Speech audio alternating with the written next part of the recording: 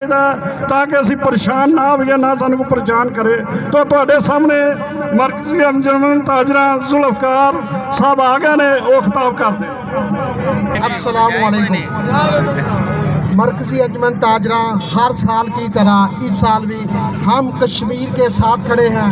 ہمارا خون جو ہے نا وہ کشمیر بھائی مسلمانوں کے لیے ہے۔ ہمارا ان سے جو رشتہ ہے وہ لا الہ الا اللہ محمد رسول اللہ کی بنیاد پر ہے۔ جہاں بھی کہیں مسلمان پہ ظلم ہوگا اس کے خلاف ہم انشاءاللہ اپنی جان اپنا مال ہر چیز دینے کے لیے تیار ہیں۔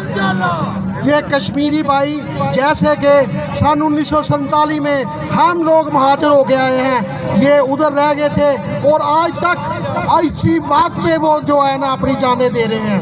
ان کی عظمتیں لوٹی جا رہی ہیں، ان کا جان مال لوٹا جا رہا ہے، مگر ایک دن آئے گا یہ کشمیر انشاءاللہ آزاد ہو کے رہے گا۔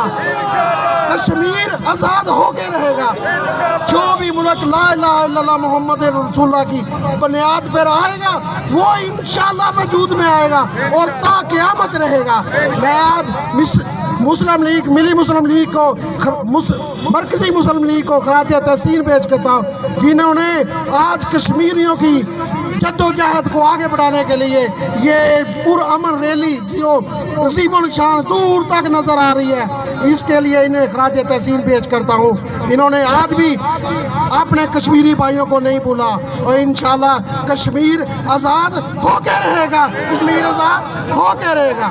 پاکستان زندہ باد، کشمیر پاکستان بن کے رہے گا۔